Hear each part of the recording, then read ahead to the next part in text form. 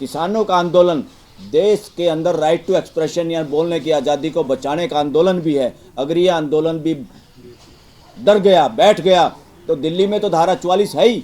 हमारे से ज़्यादा मजबूत तो पाकिस्तान की सुप्रीम कोर्ट है, जो चीफ प्राइम मिनिस्टर को बुलाती है और जेल में ठोकती है गलत काम करने से। देश में प्रियम्बल की पूजा होनी चाहिए, प्रियम्बल को बोलना चाहिए उच्चारण के रूप में भी, और कॉन्स्टिट्यूशन की पूजा हो, न कि ये ढोंग और पाखंड हो किसी एक संप्रदाय का। जैसे बाढ़ खेत को खाती है, अगर इस देश की जुडिशरी भी इंडिपेंडेंट होती और जुडिशरी कॉन्स्टिट्यूशन के हिसाब से चलती, देश की ये दयनीय स्थिति नहीं होती जो आज के दिन है। पार्लियामेंट ने भी इस देश के साथ धोखेबाजी की है। देश की पूरी आवाज़ जो देश के सामने आनी चाहिए थी, वो देश की आवाज़ दबाने की कोशिश पार्लियामेंट में भी हुई है।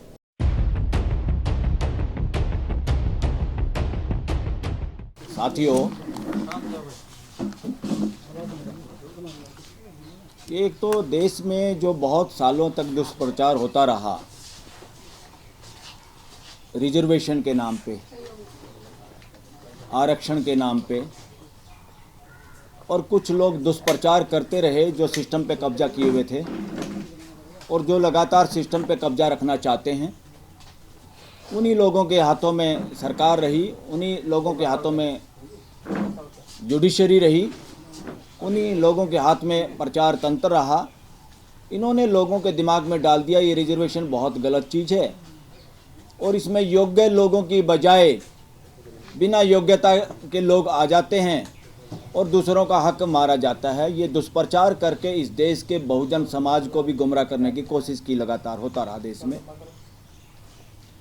साथियों, ये रिजर्वेशन का असली मतलब है भागीदारी। सिस्टम में जहाँ जहाँ भागीदारी पूरे समाज की हुई है, बहुजन समाज की हुई है, वहाँ पे दिन रात का परिवर्तन हम देख सकते हैं। उस डिपार्टमेंट में, उन जगहों पे जहाँ सभी लोगों की भागीदारी हुई है, माहौल बदलता है। तो ये नौकरी का जुगाड़ नहीं है, ये भागीदारी को सुनिश्चित करने का जुगाड़ है, कार्यक्रम है। हम सब इसका समर्थन करते हैं। और अब ये जितने भी तौर तरीके हैं, बहुत सारे चोर दरवाजे अभी भी निकाले हुए हैं और उसमें कहीं ना कहीं देश की जुडिशरी भी शामिल रही है। अगर सुप्रीम कोर्ट के जजमेंट्स जितने भी रिजर्वेशन पे हैं, अगर उनका एम्पायरिकल स्टडी हो, शोध हो, उस शोध में सरेआम निकल के ये आता है कि कहीं ना कहीं किसी बाइस्ड मानसिकता के साथ फैसले लिए गए, झुकाव हुआ। और उन फैसलों में जो बैठे हुए जज हैं, अगर उन किस सामाजिक ताने बाने से वो लोग आते हैं, किस वर्ग से आते हैं, देश के कौन से समाज के वो लोग हैं, तो और भी ज़्यादा मुखर हो जाती हैं बातें कि देश के लोगों की हकमारी कैसे जुडिशल सिस्टम के द्वारा भी इस देश में होती रही है, जो कि अब हम पूरा रोकने का प्रयास करेंगे। साथियों, पार्लियामेंट में तो लोग पहुंच जाते हैं रिजर्वेशन की वजह से, जहां SC ST के लिए रिजर्वेशन है, नुमाइंदे पहुंच जाते हैं और ज़्यादातर नुमाइंदे इस तरह के होते हैं जो एक तरह से बिल्कुल नपुंसकता का काम करते हैं। अपने समाज की वो आवाज़ बुलंद नहीं कर सकते और पार्टियों में डेमोक्रेसी नाम की चीज़ नहीं है, तो पार्टियों का वर्चस्व रहता है। जो लोग पार्टी के प्रौधा होते हैं वो उन लोगों की आवाज़ भी पार्लियामेंट में आने नहीं देते और वो लोग नाकामयाब रहते हैं। ये एक बड़ा विडंबना है पार्लियामेंट के सिस्टम की विदेश में, जहां बहुजन समाज की हकमारी लगातार पार्लियामेंट में भी उनको बोलने का समय कितना दिया गया और किन सामाजिक मुद्दों पर वो बोले। अगर इस बात का भी शोध हो तो ये स्पष्ट होता है देश के सामने, पार्लियामेंट ने भी इस देश के साथ धोखेबाजी की है। देश की पूरी आवाज़ जो देश के सामने आनी चाहिए थी, वो देश की आवाज़ दबाने की कोशिश पार्लियामेंट में भी हुई है एक डेमोक्रेटिक देश में। दूसरे नंबर पे आते हैं एग्जीक्यूटिव, जो परमानेंट एग्जीक्यूटिव होती है, जो परमानेंट सरकार होती है, सरकारी ऑफिसर जिसमें होते हैं IAS IPS और इस तरह के अधिकारी जो लोग होते हैं। बहुत बार वहाँ भी कभी रिजर्वेशन होगी नहीं होगी। इंदिरा साहनी का एक केस आया था 1992 में, सुप्रीम कोर्ट ने एक फैसला लिया था, उसमें भी अब देख सकते हैं वो जज लोग कौन लोग थे और उन्होंने कहा 50% से ज़्यादा रिजर्वेशन नहीं हो सकती, जबकि कॉन्स्टिट्यूशन कोई परसेंटेज नहीं लगाता। कॉन्स्टिट्यूशन कहता है सामाजिक पिछड़ापन जहाँ भी है उन लोगों को अपलिफ्ट करने के लिए, बराबर की भागीदारी देने के लिए कॉन्स्टिट्यूशन एम्पावर करता है, पार्लियामेंट को ताकत देता है कि उन लोगों का रिजर्वेशन किया जाए और उनको नौकरियां दी जाए। तो उस बात को ना ध्यान में रखते हुए भी 50% की कैप लगाने के पीछे भी वर्णवादी मानसिकता के लोगों का काम था। और अब हमें इस कहने में और चर्चा करने में कोई दोष नहीं कि उस वक़्त उस बेंच में भी जो लोग थे वो वर्णवादी मानसिकता से ग्रस्त लोग थे, जो जजों के रूप में बैठे थे, जो कि एक तरह से जुडिशल धोखा दे रहे थे देश के साथ।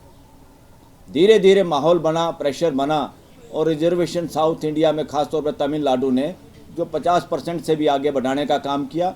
बार बार अगर सुप्रीम कोर्ट के फैसलों को देखें और डिफरेंट हाई कोर्ट के फैसलों को देखें तो ज़्यादातर की कोशिश यही रही कैसे इन पार्लियामेंट हो चाहे विधानसभाएं हो, उनके बनाए हुए कानूनों को कैसे डाइल्यूट किया जाए, कमज़ोर किया जाए, नेस्तानबूद किया जाए। तो क्या करें भाई ऐसी जुडिशरी का काम है कॉन्स्टिट्यूशन की रखवाली करना और कॉन्स्टिट्यूशन के आधार पर देश को दिशा देने वाले लोगों को दिशा दिखाना, चाहे वो पार्लियामेंट हो चाहे सरकारी ऑफिसर्स हो, कोई भी हो। मगर यहाँ पर जैसे बाढ़ खेत को खाती है, अगर इस देश की जुडिशरी भी इंडिपेंडेंट होती और जुडिशरी कॉन्स्टिट्यूशन के हिसाब से चलती, देश की ये दयनीय स्थिति नहीं होती जो आज के दिन है। और अभी भी जुडिशरी में भी क्या हुआ, जब लोग सरकार का उसमें हिस्सेदारी होती थी जज लगाने में, तो इन लोगों ने सोचा अब वहाँ कुछ बहुजन के समाज के लोगों की आवाज़ बुलंद होने लगी और वो लोग भी जुडिशरी में आ सकते हैं। तो इन्होंने लगा खतरा है, तो फिर एक केस डलता है, डलवाया जाता है और उस पर एक फैसला आता है। और कैसे कैसे जजों ने अपने हाथ में ही जज लगाने की पावर ले ली, जो दुनिया के किसी भी देश में नहीं है। उसके बावजूद भी देखा गया कि पूरे देश में चंद परिवारों के कुछ खास लोग हैं, पूरे गिनती के लोग हैं, जो बार बार जैसे पॉलिटिक्स में भी बाप के मरने के बाद या बेटे को अपनी हायरार्की में वहाँ से इलेक्शन लड़ाना, ये तो होता रहता, पर वहाँ तो जनता की भागीदारी होती है, वो हरा भी देते हैं। मगर जुडिशरी में काफ़ी लोग वही बाप बेटे नाती पोते या जानकार लोग वही लोग आते रहे और ये बेईमानी चलती रही कि बहुजन समाज के वकील योग्य वकील नहीं मिल रहे। ये जानबूझ के किया हुआ एक ड्रामा है, क्योंकि ज़्यादातर जज देश में हाई कोर्ट और सुप्रीम कोर्ट में जो लगते हैं वो ज़्यादातर वकीलों में एक चर्चा है और हम भी कहते हैं कि वो सरकारी जज के रूप में काम करते। सरकारी जज का क्या मतलब, वो कहीं ना कहीं सरकारी सिस्टम में पैनल पे आके काम करते हैं और वहाँ पे उनको केस काफ़ी करने का मौका मिलता है और उन्हीं में से लोगों को जज बनाया जाता है। ये हकमारी है स्पष्ट। जज बनाने के लिए ईमानदारी कोई पैरामीटर नहीं है कि सबसे पहली अगर कोई जज बनाने के लिए योग्यता है वो सिर्फ और सिर्फ ईमानदारी होनी चाहिए। अब साथियों, सुप्रीम कोर्ट का भी सारी जजमेंट्स को देखने का भी कोई केंद्र, कोई यूनिवर्सिटी ऐसा काम नहीं करती जो जजमेंट को देख के ये कहे कि सुप्रीम कोर्ट कॉन्स्टिट्यूशन के हिसाब से चलिए, कॉन्स्टिट्यूशन को लागू करवाने के लिए सरकारों पे अंकुश लगाया है। बहुत सारे कानून ऐसे बना दिए गए जहाँ जुडिशरी कमज़ोर हो गई देश की। वो सारे के सारे ट्राइब्यूनल और कमीशन जितने हैं, चाहे ह्यूमन राइट कमीशन जितने भी हैं, उनमें रिटायर्ड जजों की अपॉइंटमेंट पक्की कर दी। ये रिश्वत है जुडिशरी को। ऐसे काले कानून देश से धराशायी हो जाने चाहिए थे और किसी भी पार्टी ने अभी इस पर कदम नहीं उठाया। ये कम से कम पार्लियामेंट में चर्चा होती रही कि जजों के रिटायरमेंट से पहले के दिए हुए फैसले और रिटायरमेंट के बाद उनकी जॉब की सुनिश्चितता की गारंटी देते हैं और इस तरह से ऐसे फैसले देश में आते हैं। इससे देश कमज़ोर होता है और संविधान कमज़ोर होता है। साथियों, देश में दो कानून सबसे ज़्यादा खतरनाक आज के दिन हैं, यूएपीए और पीएमएलए। ऐसे कानून पार्लियामेंट में पहली बात तो बनने ही नहीं चाहिए थे। पार्लियामेंट के क्वेश्चन मार्क है कि वहाँ के हमारे जो पार्लियामेंटेरियन हैं वो लोगों के हकों के प्रति या संविधान के प्रति उनको ज्ञान है कि नहीं है। दूसरा, देश की जुडिशरी पे क्वेश्चन मार्क है कि इतने काले कानून जो right to life and liberty को भी जेलों की सलाखों के अंदर बंद करते हैं और लोगों को जमानत नहीं मिलती, इससे साबित होता है कि कैसे जुडिशरी भी पंगु बनी रही। अब जाके कुछ जजों ने बोलना शुरू किया और देश के चीफ जस्टिस ने भी कहा कि डिस्ट्रिक्ट जुडिशरी को भी कहा डरने की क्या जरूरत है, क्यों जमानत नहीं देते लोगों को। और कुछ सुप्रीम कोर्ट के जज मुखर होकर सामने आए हैं, जिनमें जस्टिस ओका, जस्टिस गवई और खुद अब चीफ जस्टिस चंद्रचूड़ ये सामने आए हैं लोगों के लाइफ एंड लिबर्टी के पैरोकार बन के। जस्टिस ओका ने तो कमाल कर दिया जो संविधान की मूल चाहना थी। उन्होंने एक कोर्ट में प्रेमाइस में देखा कि वहाँ कुछ पूजा पाठ हो रहा है किसी उद्घाटन पे, उन्होंने ओपनली कहा कि इस देश में प्रियम्बल की पूजा होनी चाहिए प्रियम्बल को बोलना चाहिए उच्चारण के रूप में भी, और कॉन्स्टिट्यूशन की पूजा हो, न कि ये ढोंग और पाखंड हो किसी एक संप्रदाय का। ये धर्म नहीं, संप्रदाय, चाहे वो किसी भी रीति रिवाज का कोई काम हो। और इस देश में सरेआम जाति और धर्म पे कोई वोट नहीं मांग सकता, उसके आधार पे इस देश में वोटिंग भी नहीं हो सकती। कोई अपने भाषण में ये नहीं कह सकता मुझे फलानी जाति की वोट चाहिए या मुझे फलाने धर्म की ही वोट चाहिए। मगर इस देश में पिछले अभी जो सरकारें हैं, सरकारें सभी इस तरह की शामिल रही हैं, मगर अब जो सरकार है 10 साल से, वो लगातार दो ही बातों पे इलेक्शन लड़ रहे हैं, जाति और धर्म पे। जाति पे कैसे? क्योंकि एक प्राइम मिनिस्टर को अपनी खुद की जाति को जुगाड़बाजी से ओबीसी में शामिल करवाया, और ये देश के साथ धोखा है कि ताकि देश जाति के आधार पे उनके फेवर में वोट कर दे, और इसका इस्तेमाल भी किया, और इसके वजह से वोटें हुई भी इस देश में इस धोखेबाजी से। दूसरा, हिंदुत्व हिंदुत्व हिंदुत्व लाएंगे, और नई पार्लियामेंट में संविधान भी वो रखा जो जिसमें पूरी बात नहीं थी, जिसमें वो क्या समाजवाद की बात नहीं थी, और इवन एक लठ रखा गया, लठ, यानी इस तरह से पुलिस स्टेट बनाया गया कि लठ से देश को चलाएंगे, और लठ रखा गया, और एक ही संप्रदाय के लोगों के साथ बुला के पूजा पाठ करवाया गया, जो कि असंवैधानिक था। वो सुप्रीम कोर्ट या किसी भी हाई कोर्ट में इसको इंटरफेयर करना ही चाहिए था, और हमेशा करना चाहिए। सुप्रीम कोर्ट, हाई कोर्ट के पास इतनी पावर है, वो कोई भी काम पे इमीडिएट, हमारे से ज़्यादा मजबूत तो पाकिस्तान की सुप्रीम कोर्ट है, जो चीफ प्राइम मिनिस्टर को बुलाती है और जेल में ठोकती है गलत काम करने से। लुटियन जोन, जिसको समाज के लोग, देश के लोग लूट जोन कहने लगे हैं, इतना नज़दीक उसके बीच में हाई कोर्ट है, सुप्रीम कोर्ट है, और वहाँ उनकी नाक के नीचे कोई गड़बड़ हो, अखबार में खबर आए और देश में जाति धर्म का जहर फैलाया जाए, कुछ लोगों के साथ न्याय नहीं किया जाए, कुछ लोगों के घर बिना कार्रवाई के बुलडोज किए जाएं, तो कहीं पे गरीब लोगों की बहन बेटियों को रेप हो जाए तो रात को बिना माँ बाप के जलाया जाए, इस तरह का जो कार्यक्रम देश में चल रहा है ये असंवैधानिक है।